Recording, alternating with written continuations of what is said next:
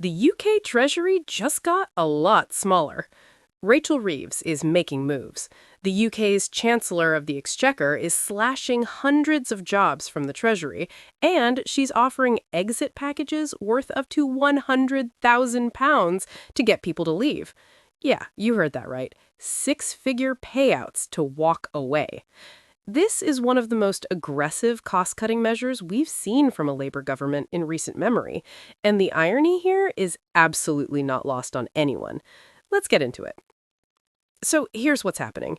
Rachel Reeves, Britain's first female chancellor, running the Treasury under Keir Starmer's Labour government, has just announced massive job cuts within her own department. We're talking hundreds of civil service positions being eliminated.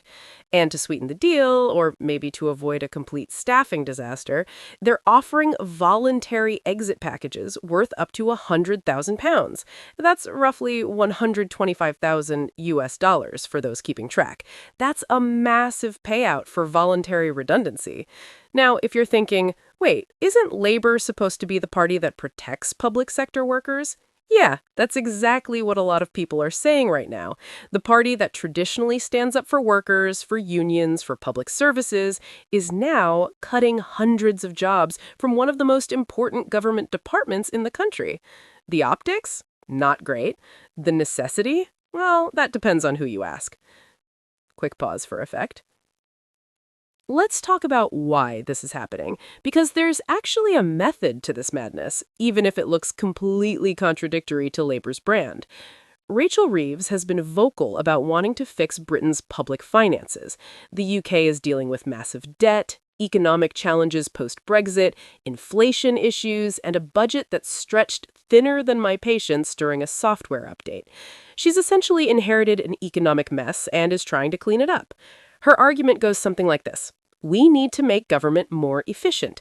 We can't keep spending money we don't have. Sometimes that means tough decisions, including cutting jobs. And look, in theory, that makes sense. Every business, every organization periodically looks at its staffing and asks, are we running efficiently? Do we have redundancies? Can we do more with less? But here's the catch. You're offering people £100,000 to leave.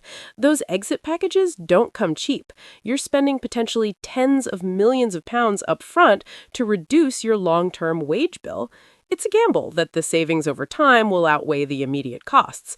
And politically, it's a minefield because you're the Labour Party, the party that literally exists because of the labor movement. And now Labour's chancellor is doing exactly what a conservative chancellor would do, cutting public sector jobs and offering golden handshakes to make people disappear quietly.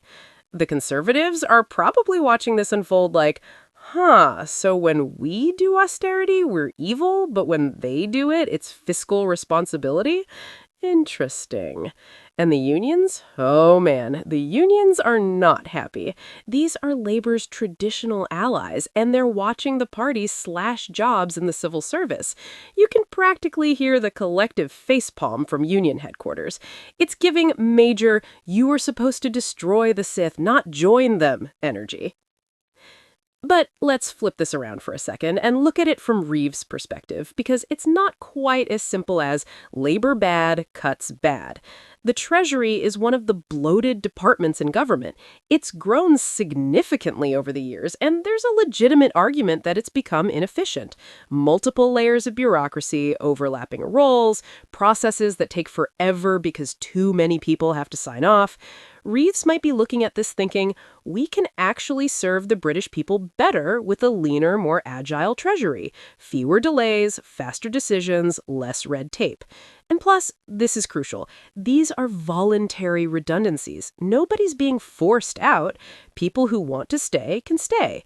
People who've been thinking about leaving anyway get a golden parachute to do it. In HR terms, that's about as humane as layoffs get. And those £100,000 packages, they're probably targeting at senior civil servants who've been there for decades and have massive pension obligations anyway.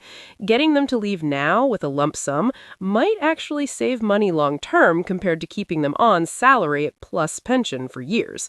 So there is a logic here. It's just really uncomfortable logic for a Labour government to be executing. Here's what this means politically and why it matters beyond just Treasury staffing numbers. First, this sets a precedent. If the Treasury can cut hundreds of jobs, what about other departments? Education, health, defense? Is this the start of a wider austerity program under Labor? Because if it is, that's a massive departure from what they campaigned on. Second, this damages Labor's credibility with its base. Public sector workers voted Labor expecting protection. They're now watching a Labor government do exactly what a conservative government does.